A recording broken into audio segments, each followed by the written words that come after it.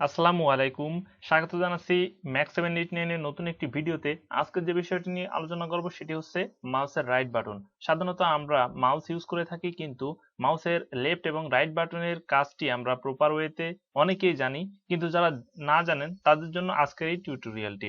তাহলে চলুন শুরু করা যাক। মাউসের রাইট বাটন যখন ক্লিক করবেন, এমন কিছু অপশন আপনারা পেয়ে যাবেন। এগুলোর অনেক কাজ আছে। যেমন ভিউতে যদি আমরা খেয়াল করি, তাহলে এখানে দেখব স্মল আইকনে আমার রয়েছে, অর্থাৎ আমার ডেস্কটপে যে আইকনগুলো দেখতে পাচ্ছেন এই আইকনগুলো ছোট রয়েছে শুধু এখানে আমার ক্লিক করার জন্য। আমি যদি মিডিয়াম আইকনে ক্লিক করি তখন দেখুন আমার এখানে আইকনগুলো কিন্তু বড় হয়ে গেছে। আবার যদি রাইট বাটন ক্লিক করি, ভিউতে গিয়ে লার্জ আইকনে যদি যাই, সেক্ষেত্রে কিন্তু ডেস্কটপের আইকনগুলো অনেক বড় হয়ে গিয়েছে।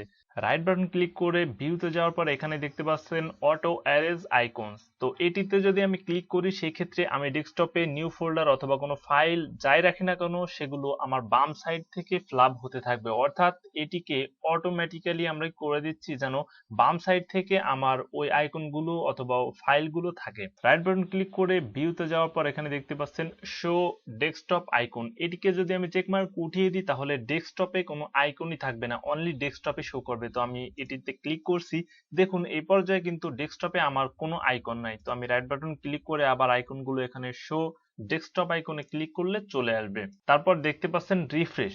রিফ্রেশের কাজ বলতে সাধারণত আমি পূর্বে একটি টিউটোরিয়ালে দেখিয়েছি, রিফ্রেশের আসলে কোনো কাজ নাই।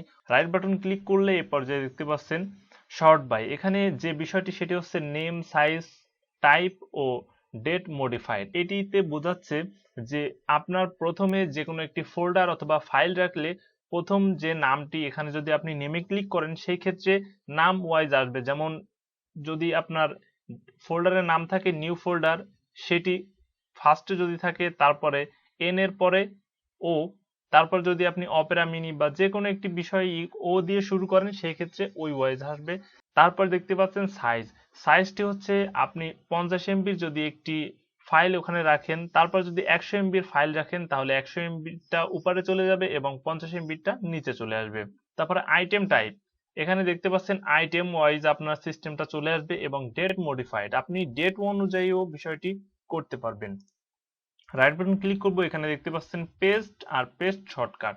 তো আমি যেহেতু এখানে বুঝাইতে যাচ্ছি যে কোনো কিছু কপি যদি না করেন, সেই ক্ষেত্রে কিন্তু আপনি এখানে পেস্টটা পাবেন না, পেস্ট শর্টকাটটাও এখানে পাবেন না।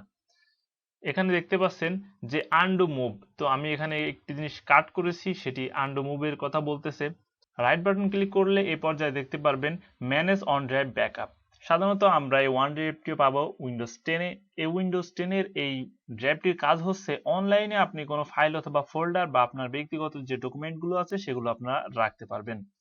এই পর্যায়ে দেখতে পাচ্ছেন গ্রাফিক্স প্রপার্টিস। এটি হচ্ছে আমার কম্পিউটার গ্রাফিক্সের বিষয়টি এখানে দেখাবে এই সিস্টেমটি।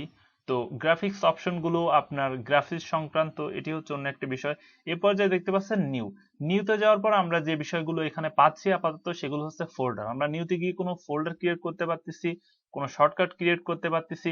তো শর্টকাট নিয়ে আমার একটি ভিডিও আছে, আপনি ইচ্ছা করলে এই ভিডিওটি দেখে আসতে পারেন, কিভাবে আপনারা শর্টকাট তৈরি করবেন ডেস্কটপে অথবা আপনার যে কোনো ড্রাইভে, যে কোনো স্থানে আপনি যে কোনো ফাইল, ফোল্ডার, আইটেম দিয়ে কিভাবে আপনারা শর্টকাট ক্রিয়েট করবেন।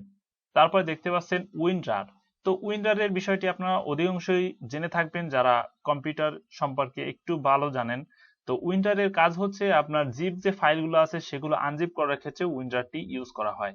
তারপরে এখানে দেখতে পাচ্ছেন রিস্টেক ডকুমেন্ট। তো এটিতে সাধারণত আমরা বিভিন্ন ডকুমেন্টের কাজ করতে পারি। তারপর দেখতে পাচ্ছেন টেক্সট ডকুমেন্ট, এটিও হচ্ছে আপনার একটি ডকুমেন্টের কাজ, অর্থাৎ লেখালেখির বিষয়টি এখানে বোঝাচ্ছে।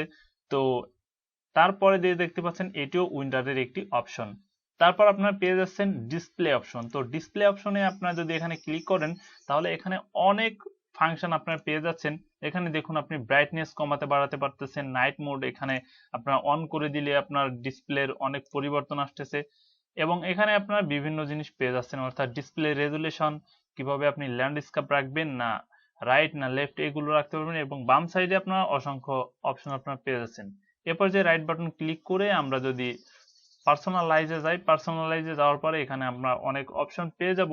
সাধারণত আমরা এখানে ডেস্কটপের পিকচার ফিল্টারটি অর্থাৎ এখানে পিকচার দেওয়ার পরে বিভিন্ন সিস্টেমে আপনার পিকচারগুলো ডেস্কটপে শো করবে সেই বিষয়টি এখানে পাচ্ছেন, এবং বাম সাইডে আপনারা দেখতে পাচ্ছেন টাচ বার এবং start, font, theme, lock screen, colour, background ইত্যাদি আপনারা পেয়ে যাচ্ছেন। এটি ছিল মাউসের রাইট বাটনের কাজ। ভিডিওটি ভালো লাগলে লাইক, কমেন্ট ও শেয়ার করতে পারেন। চ্যানেলটিকে সাবস্ক্রাইব করবেন। ভালো থাকবেন। আল্লাহ হাফেজ।